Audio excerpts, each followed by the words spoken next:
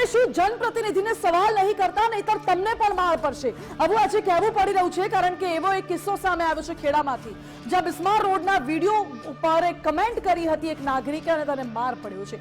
ધારાસભ્ય રાજેશ ઝાલાના સમર્થકોએ એ યુવકને માર માર્યો તેવા આરોપો લાગી રહ્યા છે.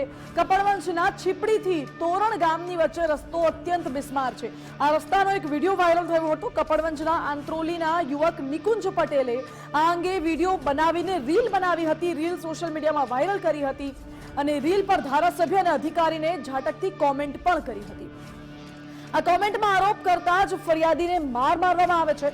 ધારાસભ્ય રાજેશ ઝાલા પર કોમેન્ટમાં આરોપ લગાવ્યો હતો.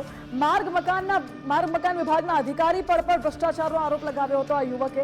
જોકે યુવકને માર મારતા કપડવંજ ટાઉન પોલીસ મથકે અરજી કરવામાં આવી. ભ્રષ્ટાચાર સામે આંગળી ઉઠાવવાનો હવે શું આવો બદલો મળશે લોકોને, એ સવાલ ઉઠી રહ્યો છે. શું લોકોને હવે એટલો પણ અધિકાર નથી કે આ પ્રકારની લાલિયાવાડી અને ભ્રષ્ટાચાર સામે અવાજ ઉઠાવી શકે? કોમેન્ટ જોયા પછી એ રોડમાં મેં કોમેન્ટ કરી કે ભાઈ રાજેશ ઝાલા સાહેબ છે એ કંઈ રોડનું કામ કરતા નથી ને ભ્રષ્ટાચાર થાય છે રોડમાં, પણ કંઈ દેખાતું નથી. એ બાબતે પછી કોમેન્ટ કર્યા પછી મારી દુકાન અમૂલ પાર્લર કપડાં દાણા રોડ ઉપર છે, ત્યાં આગળ એમના કંઈક 5 માણસો આવ્યા અને મને કીધું કે રાજેશભાઈ ઝાલા સાહેબે તમને કાર્યાલય ઓફિસે બોલાવ્યા છે, તમે ત્યાં ચલો. પછી મેં કીધું ભાઈ હું આવું છું. પછી એમણે મને કીધું ગાડીમાં બેસી જાઓ. હું ગાડીમાં બેઠો નહીં, મારું 2 વ્હીલર એક્ટિવા લઈને હું આવ્યો. પછી કોર્ટની પાછળના રસ્તે જે ગન્નારું જાય છે ત્યાં ગાડી ઊભી રાખીને પછી મને કીધું ચાલ ભાઈ ગાડીમાં બેસી જાઓ. મને કિડનેપ કરવાની બહુ કોશિશ કરી, પણ ત્યાંથી હું છટકીને કપડાની કોર્ટમાં ગયો. મારી એફઆઈઆર લેવામાં આવી નથી. આજે 2 દિવસ થઈ ગયા, પોલીસમાં મારી એફઆઈઆર નહોતી નથી. હું કાલે પણ લઈને આવ્યો કલાક બેસીને, અને મેં મારી એ બાબતે વાત કરી, મને અરજી લખી આપી. અરજી લખી અને મેં રિસીવ કરાવી છે કાલે, પણ અત્યાર સુધી મારો ગુનો નોંધવામાં આવ્યો નથી એ બાબતે. તો મને બી આજ કંઈ બી થઈ જશે તો આજે આવ્યા છે એ લોકો જવાબદાર છે, બરાબર, અને પોલીસ કપડન ટાઉનની બી જવાબદાર છે. અને આ ફરિયાદી હતા જેમની બાઇટ આપણે સાંભળી, એનું નામ છે નિકુંજ પટેલ. જો કે પાટીદાર આગેવાન ચિરાગ પટેલે કપડવંજની આ ઘટના પર નિશાન સાધ્યું છે અને સ્થાનિક નિકુંજ પટેલે માર મારવાની ઘટના મુદ્દે ધારાસભ્ય પર આક્ષેપો પણ કર્યા છે. ગુજરાતમાં તંત્રનો કોઈ જ ડર હવે રહ્યો નથી. રાજ્યમાં સ્થિતિ કથળી રહી છે. ભ્રષ્ટાચાર સામે અવાજ ઉઠાવવાનો દરેક નાગરિકનો અધિકાર છે અને ધારાસભ્યએ મારી સાથે પણ ઉદ્ધતાઈપૂર્વક વાત કરી તેવું નિવેદન પાટીદાર આગેવાન ચિરાગ પટેલે આપ્યું છે. વધુમાં એવું પણ કહ્યું કે રાજ્યમાં લુખ્ખાઓ બેફામ બન્યા છે, કોઈને કાયદાનો ડર નથી રહ્યો. ખેડા જિલ્લાના એસપી સાથે પણ વાત કરી હુમલા મુદ્દે, પરંતુ કાયદાની દ્રષ્ટિએ જે કાર્યવાહી કરવી પડે તે અંગે ખાતરી એસપી આપી છે તેવું ચિરાગ પટેલે કહ્યું. શું કહ્યું એ પણ આપ સાંભળો. ફક્ત ને ફક્ત એક આ તંત્ર ઉપર ભ્રષ્ટાચારનો આક્ષેપ કરે છે અને કપડવંજના ધારાસભ્ય રાજેશ ઝાલા ઉપર એક પોતાના ફેસબુક પર પોસ્ટ મૂકે છે અને ભ્રષ્ટાચારની વાત કરે છે. એનો વાંક એટલો જ કે એને પોતાના પરિવારની જે પીડા હતી, પડી ગયા હતા એના બાળક, એટલે એનું મન દ્રવિત થયું અને એને આ ભ્રષ્ટાચાર માટે એના ફેસબુક પેજ ઉપર પોતાનું પેજ છે એને આક્ષેપ કરી અને ધારાસભ્ય હોય કે કોઈ પણ એના ઉપર એને આક્ષેપ કર્યો. પરિણામ શું આવ્યું કે એક ફેસબુક પોસ્ટને લઈને તેના સ્થાનિક ધારાસભ્યએ એ વ્યક્તિના ત્યાં પોતાના ભાડું માણસો ગુંડાઓ મોકલ્યા અને એને પોતાની ઓફિસે બોલાવવામાં આવ્યો. એ ન આવતા એને વચ્ચે ક્યાંક રોકી અને એને માર મારવામાં આવ્યો. આપણા ગુજરાતમાં, આપણા દેશમાં શું તંત્રનો ડર કોઈને નથી? લુખ્ખાઓને ગુંડાઓનો તો છે જ નહીં, પરંતુ તમારા ધારાસભ્યો, આપણા ધારાસભ્યો પણ શું કામ કરી રહ્યા છે? તંત્ર સામે બોલવાનો આ દેશના દરેક નાગરિકનો અધિકાર છે. કોઈ પણ ભ્રષ્ટાચાર સામે પોતાનો અવાજ ઉઠાવવાનો દેશના દરેક નાગરિકનો અધિકાર છે, એ કોઈ પણ સમાજનો હોય.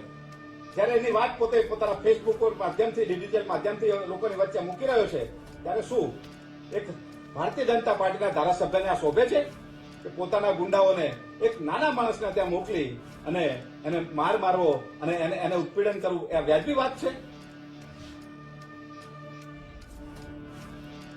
એટલે આજ મુદ્દે સવાલો અનેક ઉઠી રહ્યા છે. જો કે પહેલા અમારા સંવાદદાતા પાસેથી માહિતી મેળવી લઈએ. સંદીપ રાજપૂત જોડાઈ ગયા છે. સંદીપ, આ યુવકે વિડીયો બનાવ્યો, વાયરલ કર્યો અને એમાં એને માર પડ્યો, તો શું નાગરિકો હવે સવાલ પણ નહીં ઉઠાવી શકે ધારાસભ્ય તંત્રની સામે?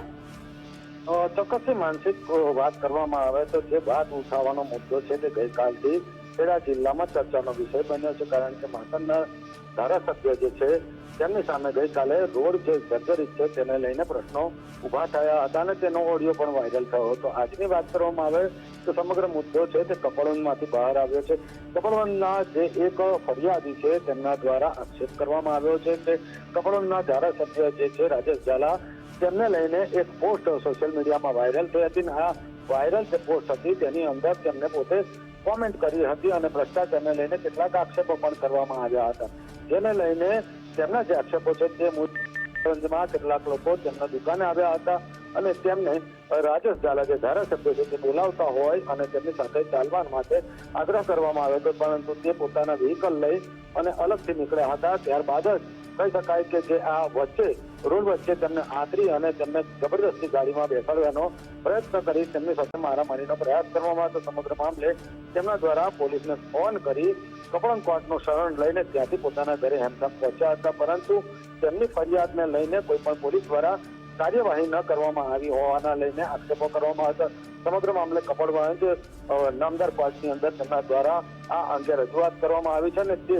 અત્યારે કહી શકાય કે વિચારણાધીન છે, પરંતુ જે આક્ષેપો થઈ રહ્યા છે તે ખૂબ જ ગંભીર છે. પરંતુ જે આક્ષેપો થયા છે તેને લઈને હવે પોલીસ અને જે પ્રશાસન છે તે કઈ રીતના કાર્યવાહી કરે છે તે પણ એક મોટો ચર્ચાનો વિષય છે.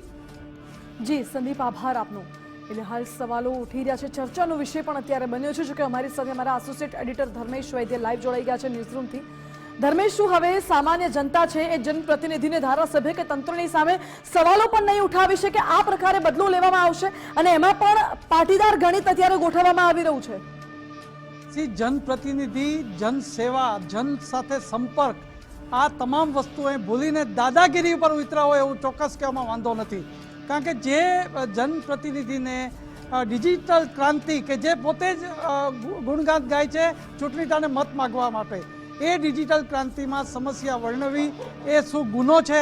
અને એ નિકુંજ પટેલ કપડવંજ વિસ્તારમાં એમણે જે વિડીયો મૂક્યો, પોતાના પારિવારિક તકલીફ પડી, સમસ્યા ઉદ્ભવી, ખાડામાં કોઈ પડી ગયું એટલે એણે ધારાસભ્ય રાજેશ ઝાલા અને મકાન માર્ગ વિભાગના કોઈ અધિકારી એની કોમેન્ટ કરીને આ વિડીયો મૂક્યો.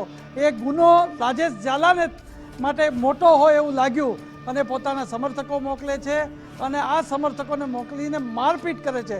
સૌથી મહત્વની વાત એ છે માનસી કે એક બાજુ કાયદો વ્યવસ્થાના ગુણગાન ગવાય છે કે કાયદો વ્યવસ્થા માટે પોલીસ તત્પર છે.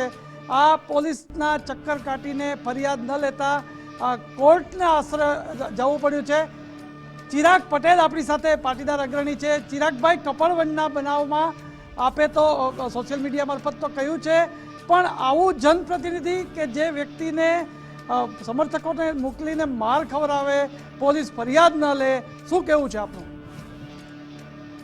પહેલા તો આપણા મીડિયા માધ્યમને એકદમ અભિનંદન કે આવો એક વિષય તમે ચલાવી રહ્યા છો અને ગુજરાતના પ્રજાનો અવાજ બની રહ્યા છો. એક ગામડાનો એક નાનકડો વ્યક્તિ જ્યારે પોતાના પરિવારને લઈને એક ટુ વ્હીલર વાહન લઈને પોતાના પરિવારને લઈને અને જ્યારે નીકળતો હોય અને ચોફેર ભ્રષ્ટાચારના ખાડાઓ પડ્યા હોય ત્યારે એનું વ્હીકલ જ્યારે ખાડાઓમાં પડે છે અને એના પરિવારનો એક નાનો દીકરો અને એને પત્ની જ્યારે પડી જાય છે તો કોઈ પણ માણસને વેદના થાય કે હું કયા ગુજરાતમાં રહું છું, મારા ટેક્સના કરોડો રૂપિયા જ્યારે આ સરકાર હોય કે કોઈ પણ તંત્ર છે એ બેફામ વેડફી અને ભ્રષ્ટાચાર થઈ રહ્યો ત્યારે દરેકને વેદના થાય, સ્વાભાવિક છે. એ કોઈ પણ સમાજ હોય કે કોઈ પણ વ્યક્તિ હોય અને એ પોતાની પીડા ઠાલવવા માટે પોતાના સોશિયલ મીડિયાનો ઉપયોગ કરી અને જ્યારે એક પોસ્ટ મૂકતા હોય, ઠીક છે ધારાસભ્યને કદાચ ધારાસભ્ય ભ્રષ્ટાચાર નહીં કર્યો હોય એવું માની લઈએ આપણે, પરંતુ એક ધારાસભ્ય તરીકે કોઈ તમારી વિરુદ્ધ પોસ્ટ મૂકે છે તો તમે એના જનપ્રતિનિધિ છો, તમારો ફરજ બને છે કે ભાઈ કેમ તું આ છે શું છે એને સમજાવી અને એને તમારે એને સમજાવવાનો વિષય છે. એની જગ્યાએ તમે ભૂપેન્દ્રભાઈને જેમ દાદા કહીએ છીએ ને આપણે, તો દાદાના શાસનમાં આ ભાજપના ધારાસભ્ય હોય કે ગુંડાઓ બેફામ થઈ ગયા છે અને પોતે દાદા બની અને પોતાની ટોળકીઓ લુખ્ખા તત્વો લઈ અને રોડ ઉપર નીકળીને આવા નાના યુવાનોને જયારે માર મારી રહ્યા છે, દાદાગીરી કરી રહ્યા છે, ત્યારે એ ગુજરાતના નાગરિક તરીકે, ગુજરાતના નેતા આગેવાન તરીકે મારી ફરજ બને છે કે મારે અવાજ ઉઠાવવો જોઈએ. હું ભલે કોઈ પણ પાર્ટીમાં હોય પણ જયારે હું કોઈ પણ સમાજના આવા યુવાન ઉપર કે કોઈ પણ વ્યક્તિ ઉપર જયારે આવો હુમલો કરવામાં આવે ત્યારે ખરેખર આ લોકશાહી માટે કલંક કહેવાય. એટલે મારે બોલવું પડ્યું છે, એટલે મેં અમારી પોસ્ટ મૂકી છે. ચિરાગભાઈ, જાહેર જીવનમાં આપ તો વર્ષોથી છો, ભલે સામાજિક રીતે અત્યારે આ રજૂઆત કરી હોય, પણ તમે એસપીને જ્યારે વાત કરી ખેડાના ત્યારે એમને કીધું ને કે પોલીસ ફરિયાદ કેમ નથી લેતી? ફરિયાદ તો લેવી જરૂરી છે, ફરિયાદ કેમ નથી લેતી? ખેડાના એસપી સાથે વાત થઈ છે અને એસપી નો ધ્યાને વાત કરી છે કે સાહેબ આ એક વિષય છે, એક નાના માણસની ફરિયાદ લેવામાં નહીં આવે તો આ વિષયને સાહેબે સારો જવાબ આપ્યો છે અને કહ્યું છે કે ચિરાગભાઈ જે પણ વિષય હોય એને અમે ધ્યાને લઈ અને એને જો પણ યોગ્ય કાર્યવાહી અમે કરીશું એવું એસપી સાહેબનું નિવેદન મને મળ્યું છે, એમને કહ્યું છે મને. અને રાજેશ ઝાલા સાથે વાત થઈ તો એકદમ ઉદ્ધતાએ ભર્યું વર્તન કરતા હતા. આ ધારાસભ્યને લાયક છે? જો કે આખું રિફોર્મ કરવાની જરૂર છે, આ પોલિટિક્સ ને આખું રિફોર્મ કરવાની જરૂર છે કે પ્રજાના પ્રતિનિધિ કેવા હોવા જોઈએ. હું એવું માનું છું કે આ બધા તાઇફા કર્યા છે, હું સરકારમાં છું, ભાજપમાં છું, છતાંય કહું છું કે જે તાઇફા કર્યા છો એની જગ્યાએ થોડોક ખર્ચો તમારા ધારાસભ્યોને ટ્રેનિંગમાં આપો, એમની ચિંતન શિબિર કરો. જયારે પ્રજા પોતાનો અવાજ ઉઠાવે ત્યારે કેવી રીતે પ્રજાને અવાજ બની અને એને ન્યાય આપવો એની વાત શીખવાડો. બાકી આ સૂર્યોદય પછી સૂર્યાસ્ત હંમેશા થાય છે. રાજા રાવણનું પણ રાજ્ય રહ્યું નથી અને બધાના રાજ્યો ખરી ગયા છે. એટલે ભાજપના આગેવાનોને પણ આ વિનંતી કરું છું, નેતાઓને પણ વિનંતી કરું છું, મુખ્યમંત્રીને પણ કહું છું કે કોઈનું શાસન કાયમ રહેશે નહીં. પ્રજાનો અવાજ બનો, પ્રજાની પીડાને વરનારા બનો, નહીતર આ શાસન તમારું કડક ભૂસ થઈ જશે. ચોક્કસ આભાર ચિરાગભાઈ ગુજરાત ફર્સ્ટ સાથે જોડાયા. પણ માનસી, સૌથી મહત્વની વાત એ છે કે આપણે રાજેશ ઝાલાની પ્રતિક્રિયા માટે સતત ફોન સંપર્ક કરીએ છીએ તો નથી ફોન રિસીવ કરતા. તો આમને ચિરાગભાઈને તો એની સાથે ઉદ્ધતાઈભર્યું વર્તન કર્યું. પણ ભલે તમારી જે કોમેન્ટ થઈ કે જે રીલ મૂકી એનો આ ગુનો આપવો કે સમર્થકોને મોકલીને ફાર્મ હાઉસ લઈ જવા, માર મારવો અને સ્થાનિક પોલીસ ફરિયાદ ન લે, અગ્રણીઓ એસપીને ફોન કરે ત્યાં સુધી કે એને કોર્ટનો આશરો લેવો પડે એવી સ્થિતિ સર્જાઈ છે. જી ધર્મેશ, બિલકુલ આભાર આપનો. જેમ કે આપણે કહ્યું કે રાજેશ ઝાલા ફોન નથી રિસીવ કર્યા, કેવી રીતે કયા મોઢે રાજેશ ઝાલા મીડિયા સમક્ષ આવશે કે જવાબ આપશે? કારણ કે એમને તો ખબર છે સત્ય હકીકત શું છે. જનપ્રતિનિધિ તરીકે પ્રજાની સેવા કરવાની હોય, પ્રજાના પ્રશ્નોનું નિરાકરણ લાવવાનું હોય, એની જગ્યાએ રાજેશ ઝાલાના સમર્થકો જઈને એ યુવકને માર મારીને આવે છે અને ધમકાવીને આવે છે. જ્યારે પોલીસ ફરિયાદ કરવા જાય છે તો પોલીસ ફરિયાદ નથી લેતી. આવી હાલત છે આપણા ગુજરાતની. એટલે ખાસ કરીને જેમ કે ચિરાગ પટેલે પણ કહ્યું કે હવે જનપ્રતિનિધિઓને એ શીખવાડવું પડશે કે હવે જન સેવા કેવી રીતે કરવી. અત્યારે એ સમય આવી ચૂક્યો છે. એની માટે હવે મનોમંથન અને આત્મચિંતન કરવું પણ એટલું જરૂરી બન્યું છે. મહત્વનું છે કે આ યુવકની ભૂલ માત્ર એટલી હતી, ભૂલ પણ ના કહી શકાય, એને તો એ સત્ય હકીકત દેખાડી છે જેના ઉપરથી આ રસ્તા ઉપરથી દિવસના હજારો લોકો અવર જવર કરતા હશે, અકસ્માતનો ભય સતાવતો હશે, ખાડામાં વાહન પડી જાય, તમામ જે દુર્દશા છે એ દુર્દશા માત્ર આ યુવકે દેખાડી અને યુવકને માર પડ્યો છે, ઢોર માર. આવી અવદશા છે ખેડાની, જ્યાં ધારાસભ્ય પર સવાલ ઉઠાવતા ધારાસભ્યના સમર્થકો આવે છે અને યુવકને ઢોર માર મારીને જાય છે. તો શું હવે સવાલ ઉઠાવવાનો પણ અધિકાર નાગરિકોને નથી? આ એ જ નાગરિકો છે જે તમને આટલા બધા મતો આપીને તમને વિજેતા બનાવીને વિધાનસભા સુધી મોકલે છે અને એ નાગરિકોની દરકાર લેવાની પર તસદી ધારાસભ્યોને કે પછી નેતાઓને નથી. ન માત્ર ધારાસભ્ય, માર્ગ મકાન વિભાગના અધિકારીઓ પણ શું કરી રહ્યા હતા એ પણ સવાલ છે.